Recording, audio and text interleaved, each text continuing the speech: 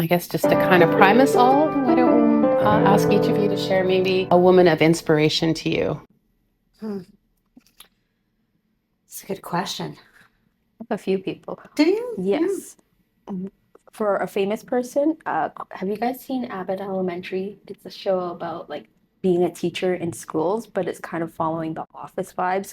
So it's supposed to just be like fun humor. Yeah. So Quentin Brunson started on BuzzFeed and then she created that show and she refuses to put anything very serious or like trauma based on that show. It's about Black communities. Mm. And so she just has it about being joyful and just like a show where you can just enjoy joy. Yeah. And that's why I really look up to her because she's just such a joyful human and understands that the Black community has been through enough trauma and trials, and we don't want enough shows about that. We've had enough, and we just want a show where we get to see Black people exist and just have peace and have fun. And so I really appreciate her for creating that environment on TV and also being that person to just bring joy wherever she goes. What was her name again? Quinta Brunson. Yeah. I've had an opportunity to watch a couple of the shows, and I've always just found I love any TV program that just feels good for the heart Right, and the yes. soul. But I didn't know that that was the story and the rationale sort of behind her producing or putting that. And she writes all Yeah, all she of it writes as well, it. right? Yeah, and she gives all her writers credits as well. Right. Like she has a lot of people from BuzzFeed who she started out with, who she didn't forget about, and brought them on the show as guest stars or had them write episodes as well. So that's something I Oh, also that's appreciate. It. She like values community Yeah. so deeply as well. That's amazing. Yeah. Wow. You said you had more than one. Oh, Do you yeah. want to share them? The other person, my last place I worked at Employabilities, Marie Jose was my coworker, and she was, well, I don't want to be rude. She was older than me by a little bit, and she's just someone to look up to. She had energy that I could not believe. It was like she could retire at any moment. She has enough money, she could do that, but she is just so committed to getting youth employed and getting youth doing well in the community, and also just really embraces working hard and encouraged me to never doubt how hard I worked and never let other people question my work ethic. And so that was someone I looked up to that taught me to stand by what I do and not compare myself to what others are doing. So I really appreciated her for that. It's beautiful. It's really great when we can get somebody in our lives that offers that. I have the person that I thought of instantly actually was somebody that I worked with for a long time, and that was Ricky Justice, right? Just really, really looked up to her in the way that she worked and communicated with people, and just the respect and empathy, and just what she poured into ensuring that every staff member felt equitably treated, and of course she's a very intelligent person, but I don't know if she knows this, but I learned a lot from observing her and just mentally and sometimes actually physically taking notes and going, oh yeah, that's a good thing to say, and I loved that about it. But the other person that came to my mind was actually my grandmother. And so my grandmother was 11 days shy of celebrating her 100th birthday. And I think sometimes we make assumptions around age that it might mean like old fashioned values, or that they're stuck in a way of viewing the world and people in the world from either a sheltered or a different space. But my grandma was always outside of that box. And maybe it's because her personal story took her on a journey she was different than other people. And so she carried that forward into how she treated others. So at times when there were questions about immigrants, or there were times that were questions about LGBTQIA members of our community, my grandmother was always that person that you'd think would be the person to go, no, but in fact, she was the person going, what's the problem? And questioning and encouraging people to think differently. Yeah. And so she was, sort of a stand outside of what you would think. I suppose we're probably characterizing people of that age in a specific way. But she was very, very different that way. And she really taught me to stand up for myself and know that, each individual, each person in this community have value. Yeah. Yeah. What That's about you? interesting. Me? My mom. I think my mom was very inspirational in terms of like who she was and how she was.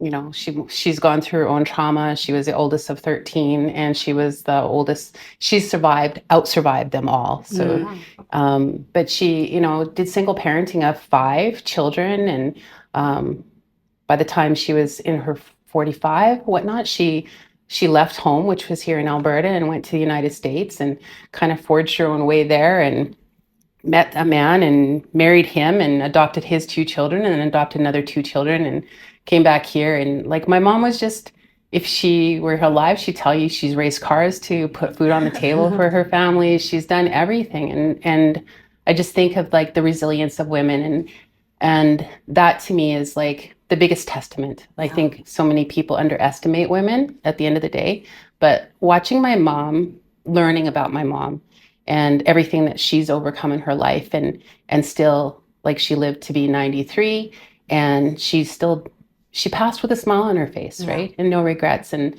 I think the latter part of her life was a much better part than it was the first part of her life. So I'm glad that she got that too. Yeah. So nice. What resilience, Yeah. hey? And like almost like challenging the sort of the norms of the time to do something so different, and also take that bold step to, you know, it can be pretty isolating to make a move like that from Canada to United States, and not necessarily restart, but reconnect with who you are, and Well, even at the time, so it was in the 60s, late Yeah. 60s, so Martin Luther King and whatnot, and Yeah. and then she married a black man, and Yeah. and I think her bishop there, and like she went to church, and so her bishop was always like, you keep bringing in all these different people of color into the church, and there was a lot of stigma around the church that I grew up in, around blacks in the church, particularly in the United States. So she was, I think, in that way, a bit of a trailblazer, and not really afraid or didn't really care what other people thought. She was living her life, and she was doing what she thought was right and good. And she would bring strays home. I remember growing up, and there was always new people at the table, and it was like, oh, they were hungry. And so she always had, Wow. she like cooked for an army, and she was a really good cook. But there was always people. Like, she was always giving and always open, even if we had nothing. That's beautiful. Yeah. Yeah. She was a bit of an amazing woman. Sounds like it. I always admired her. So. Wow. And then I think another one for me is Maya Angelou, and her rights, or her fight for justice and rights. And I think a lot of people just know her as a poet, but her works earlier days around equal rights and women's rights was amazing. What she's done. I think she's like almost misunderstood because people are so focused on her poetry. But if you even understand her poetry, you understand how it's connected to those movements, right? And to see just her poems and not understand that story is missing such an important piece of who she is and the influence that she's had on the world. Yeah. Right? What a loss to have lost her so early too. Yeah. Amazing. Yeah. I was trying to think too, like women here in Canada, Alberta specifically, and maybe women that have forged a way or opened pathways for women coming up behind them. Anything come to mind for you guys? I have a whole list. Oh, sweet. Janice Aaron, of course, just like, I don't know, caring for the community and just really equality, like just wanting people to live and not setting by rules. She's just accepting everyone and is what's that word? Not proactive, advocating for everybody. And then from the culinary program, doing our tour of 118th Ave, there's a few women that I've run into who are running their own business, who are just doing amazing things. Oh, sorry. Sorry. You made that so tiny. I was like, what is that? Can you speak up a bit? Get louder. That actually, I'm always being told to get louder. Unfortunately, this is the volume I'm at, but I will project my voice. So Janice Aaron, like I said, because she really cares about the community and advocates for everybody to just exist and coexist and to really care for your community. And then from the 118th trip that we do with the Culinary Center, I've met some amazing women who run their own businesses. And my favorite bookstore, the Paper Birch Bookstore, is run by Celine, and she is such a huge community advocate. So her bookstore, one, is local and it sells used books, and they will buy new books, and they always are having book releases of local authors, which is really amazing. And she's a huge advocate for different if someone's passionate about something, they just have to speak to her, and she will lend her space to be an environment to speak up for whatever you're really passionate about. And she advocates for the culinary program because we bring our students, and she gives them a discount for working hard and just being part of this journey. And so she's someone I really look up to. And then Maria, Anne Marie is her name, and she's the Carrot Cafe, and she's a Red Seal chef.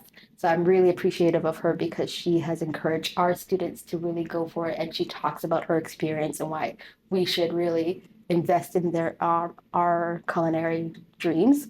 And she's taken a few of our students under her wings and mentored them, and she's also just a huge community uplifter and advocate as well. You're noticing I have a thing with community. Any woman that really wants community, I really look up to. I think it's an incredibly crucial thing to have. And I think women, like the ones you've just mentioned, don't often get a lot of credit for what they do for the community and, and the depth of it. And when I think about those kinds of things and community builders and contributors, I think of our founder, Anne Falk, right? And it was 44 years ago that,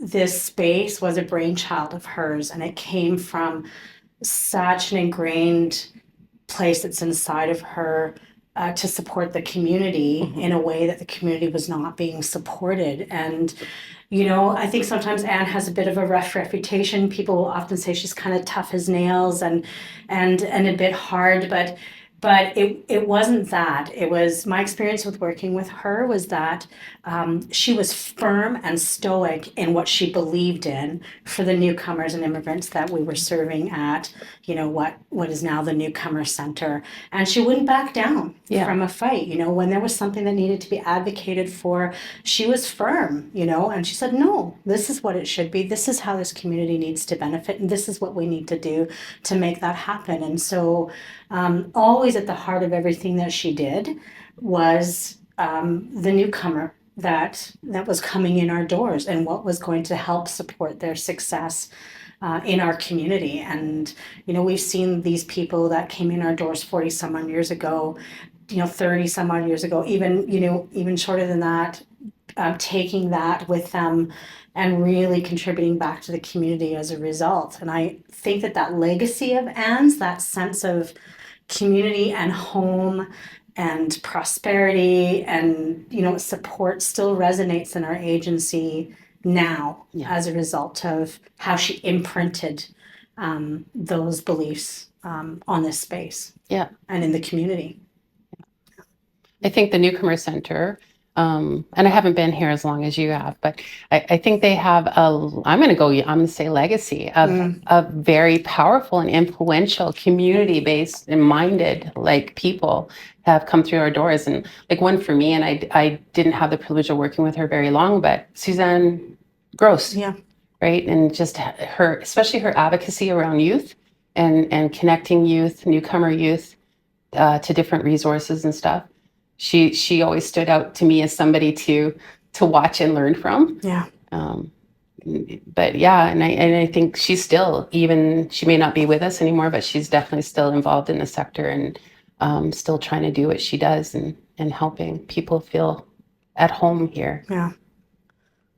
Something I really admire about Suzanne actually is that she just she lives her values, and when she worked here, the values of this agency so just so wholeheartedly, right? 110% all the way. And I've never seen anyone demonstrate that and just resonate that the way that Suzanne does. Yeah. And I think it's hard when you think about finding that voice of advocacy, whether it's in our community, whether it's for each other as women, or, even for injustices happening in the community or what you see happening to your people, so to speak. she's also one of those people that she didn't back down, right? And I think it's that quiet strength and that inner strength of knowing the difference between right and wrong, and then finding your voice and use it as an ally, as a friend, as an accomplice, right? In a movement that changes the world. It might be just here in Edmonton, but it influences the whole world. It has a ripple effect, Yeah. right? That we're not even aware of. Yeah. So I think that's interesting when we think about women, right, and the impact and influence that we have in the community. We don't often realize that. I think for the most part, women go about subtly and humbly doing what they do in ways that we hope can impact one another and the broader community as well, and don't think and realize about that rippling effect. But I always remember these times when 20 or 30 years later, somebody runs up to me in a shopping mall and, you know, remembers me from the work that I've done, and, you know, remembers exactly that moment in time where I might have said or done something, and it could have just been microscopic in my opinion, that had that rippling effect on their life, and as a result, they feel they're in a better place, you know, because of that. We're so humble, sometimes we don't recognize those things.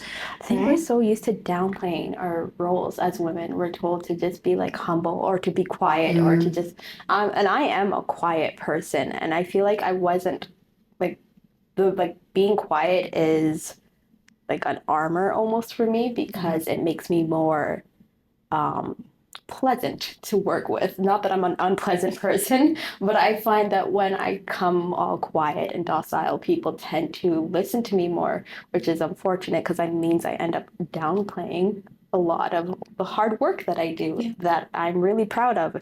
And I'm nervous to talk about how proud of the work I am, because I don't want to sound loud or proud, because we're told, especially as Black women, that you can't be too loud and you can't be too proud. And so that's something that I'm unlearning, is to just be confident. Actually, Melanie, from you, I've learned a lot of just being strong and being just like unapologetic for my presence, and for just being like, yeah, I worked hard, I'm here, and I'm going to fight for what I've worked for and fight for the people that are important to me.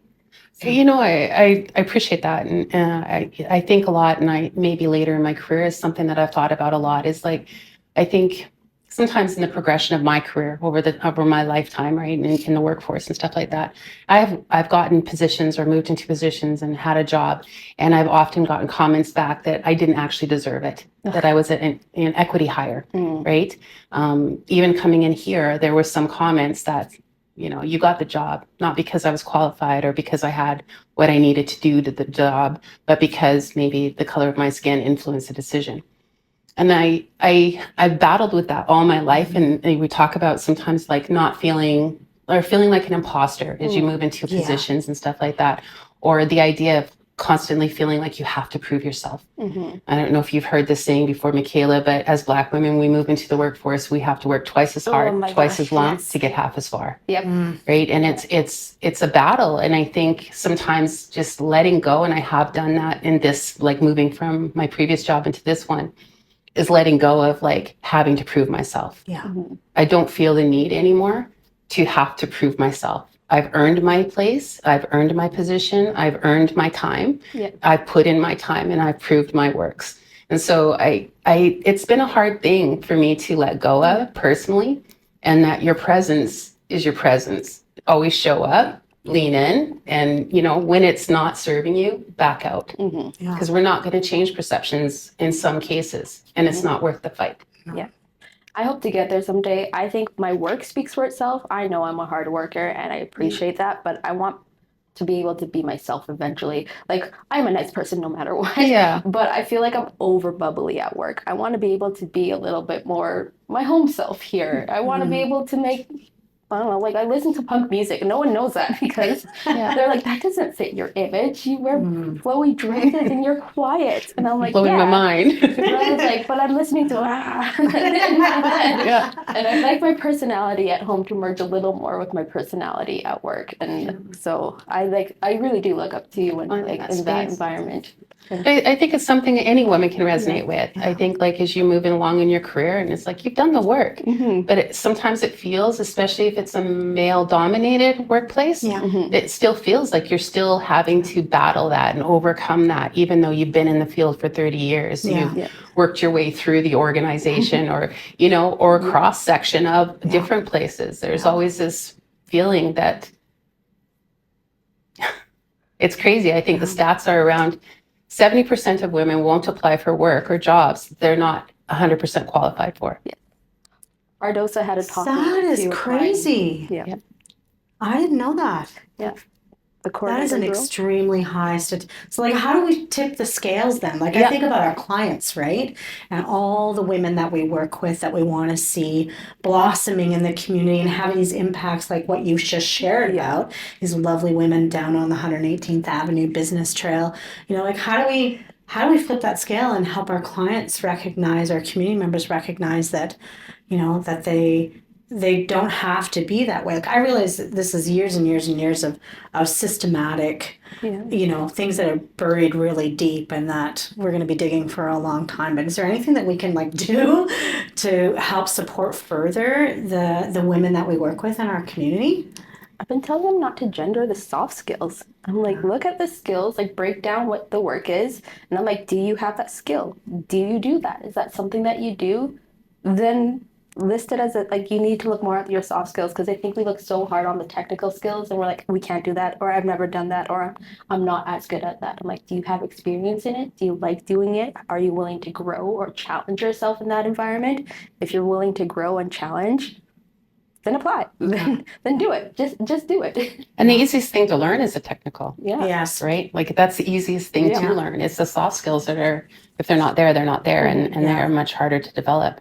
One of the things that I've embraced in my position is to consider how I'm writing job postings. Mm-hmm. And instead of saying asking for a bachelor's degree when I don't actually need a bachelor's degree. And then, but how we word it, right? The most helpful. So one of the things I've taken on is the most helpful history will include a combination of, right? Might be education. I don't actually say you need a bachelor's degree if you don't actually need a bachelor's degree. But just kind of thinking about how we talk about what that is, and are we putting up the level, especially considering that we hire, I don't even know, but I'm pretty sure it's around 80, if not more, % of our workforce here at the Newcomer Center is female or women. Yeah. And then I think you And add racialized women. yes, and you bring in the complexity of newcomers, right? That oftentimes a lot of these employees that we hire are newcomers to Canada. And so they're battling not just with the genderization or racialization, but also language and second language and third language and and their own settlement journey. and and finding so a place trying in to the figure their community. homes and I think I'd like to make this as easy and beautiful as possible, but Yeah. One big change I think.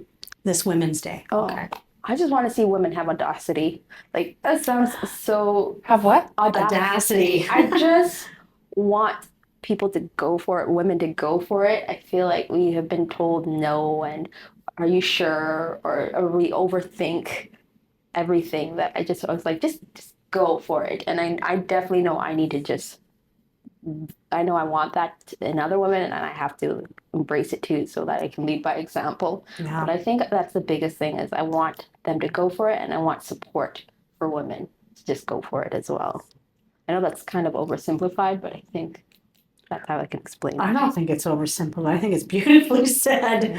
To let go of all those, those things that might reside in us based on, how things are structured, how gender roles are structured, all those types of things, and you just let go. Yeah. I was thinking of an author whose book I'm reading right now, and I have to censor myself because the book is, got a swear word in it. But basically, it's the same premise of just let it go, and just do it. You want that, do it. Yeah. What is the only thing that's stopping you is your own perception, of what could prevent you from succeeding or doing what it is you want to do.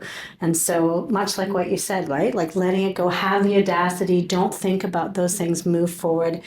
Because you're your own contributor to these things potentially not succeeding because you're playing that sort of what if, or it won't work, or no one's going to accept it. But instead ask yourself the question, what if people do actually accept it? What if people want you to do those things? Just really reframing those doubts in your mind and going for it. I've noticed we put a lot of weight on the word no. Yeah. Like we put so much meaning behind no. Like no is a full sentence. We've heard that over and over again. And I think to borrow from that is that it is just a full sentence. And I'm not going to put no, I'm not good enough. They said just no. It's just no. It's not no, I'm not good enough. I said I'm not good enough. So I need to remove the I'm not good enough and say it's just a no. I'm going to move on. I'm going to move on to the next opportunity. Yeah. Like I think we look at no and we like, well, why was the no? And we keep looking for the why and we keep filling the assumptions and we fill the answers and then we fill it with our insecurities and things we don't like. And so I think just letting no be no and move forward and try again is the best thing we can do. Yeah. That's profound. Yeah. I think for me, it's like, I think just women supporting women. I think sometimes that we don't as well as we could, as well as we should, right? And especially like older, mature women, really supporting the younger women coming up behind us and like making sure that all the possibilities are there and that they feel confident, right? I think there's a lot to I heard this one time, it was around a mentorship, like instead of finding a mentor, find a sponsor. Because the sponsor is the one that will go into crowds and places and spaces and advocate for you, right? Whereas a mentor meets with you behind the doors and you guys have a conversation. But and this was particular for women of color, is seek a sponsor. Don't seek a mentor. And I thought that was really interesting concept. And who have I had as a sponsor in my life? Have you had anyone? I did, and her name was Morel Marquis, and she was my first, like, outside of the school. She was my first job, and she was a banker by trade, and she moved into nonprofit. And she goes, you should do this. You should do this. I'm like, no, I should not.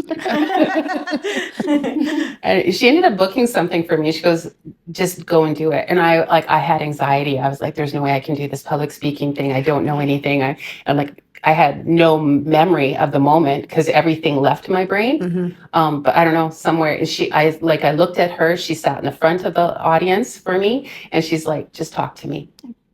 And so I did, and I finished, and everybody's like, oh, that was really good. And she's like, you're amazing. And I was like, I'm not, but thank you.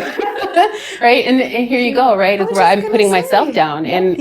But here she was like, no, just building me up and helping me through those moments of self-doubt and stuff like that. Why do we always do that? Why do women always do that? When someone that says, humble, right? You know, like, you've done so great. That was really, I did it yesterday, right? I said, oh, could have done better.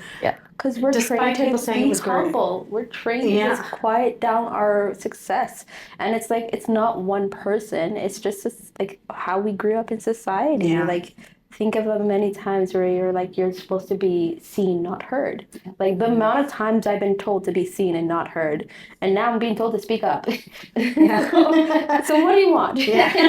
But it's just like when you're told that over and over again, and you finally grow out of it, it's still a hard habit to break, right? And then like when I do that to myself, I say 2 nice things to myself. If I say one mean thing, I have to say 2 nice things because I'm like, I'm not letting that sit in my mind. Like I don't deserve that. Why I wouldn't talk to my mom that way, wouldn't talk to my bosses or my friends or my sister that way. Why am I talking to myself like that?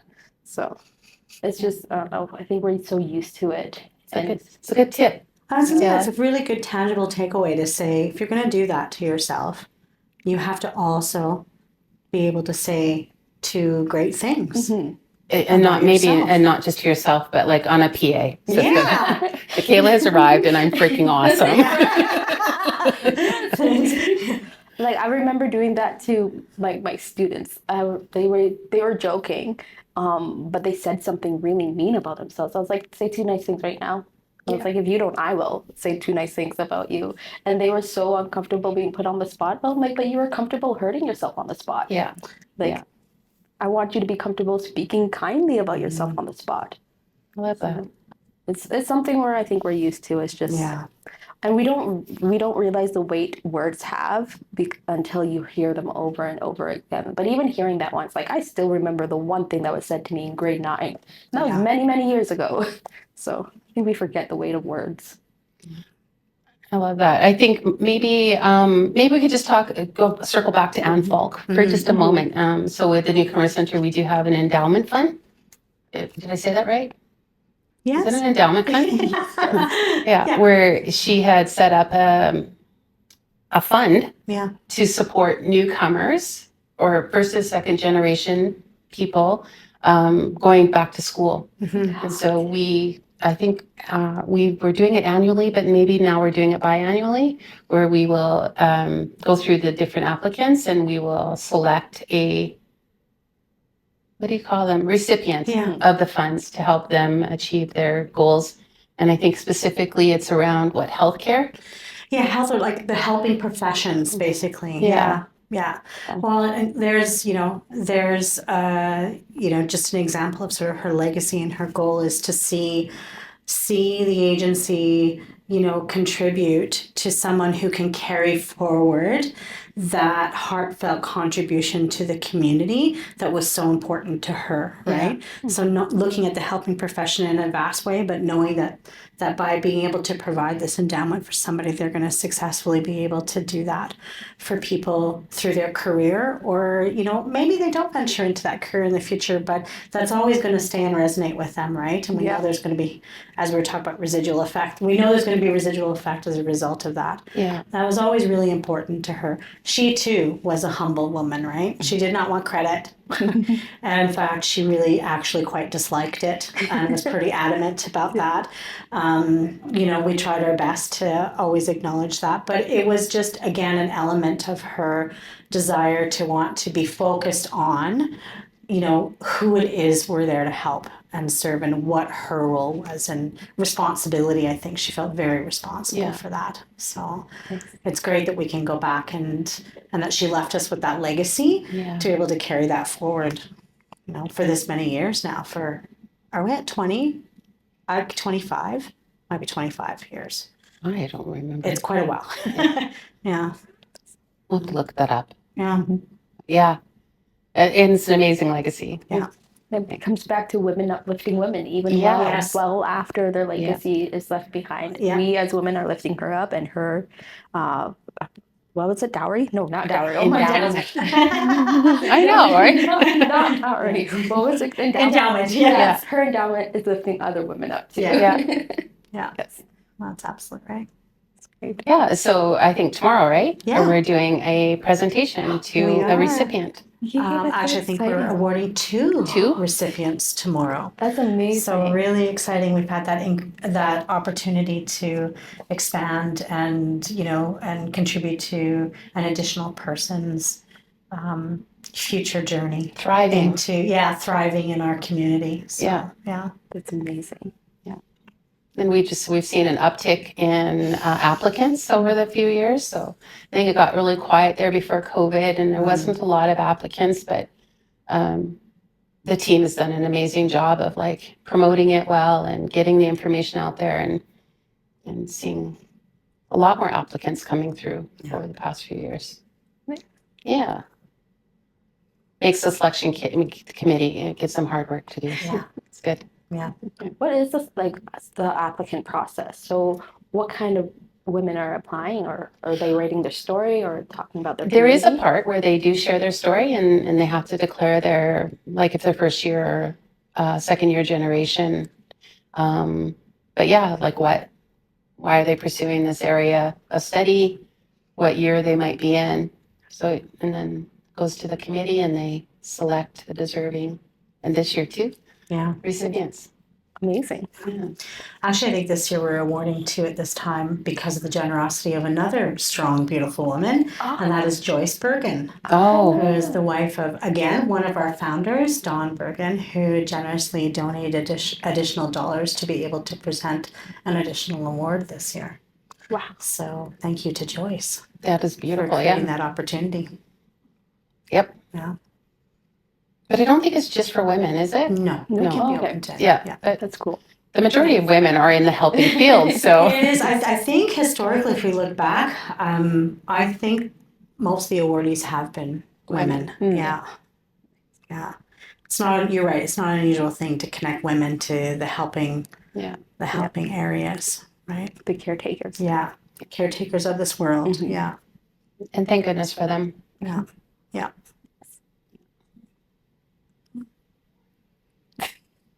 Are we good, AJ? We've kind of gone through all of it. He was about typing to something, right? Yeah, it's like keep it going. What?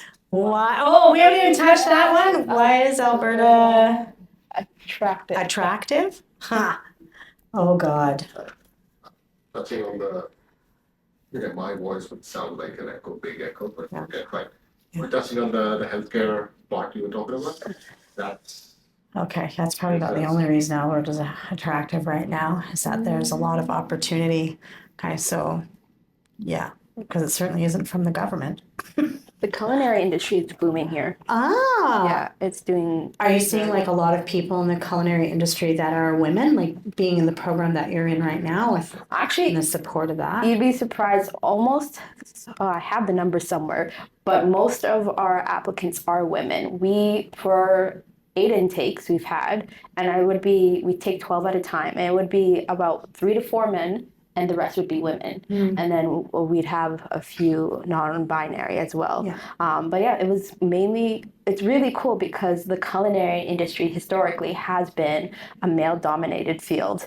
And now running this culinary program, I was expecting a lot more men to be applying, but it is women that are wanting to run their own industries and run their own restaurants. Or even like with the men, they're saying they want to run it with their wives Right. as well. And so it's cool to see in Alberta it go from such a male-dominated industry to being at least kind of evened out to being like it's everybody's industry now. So that's been really cool to see.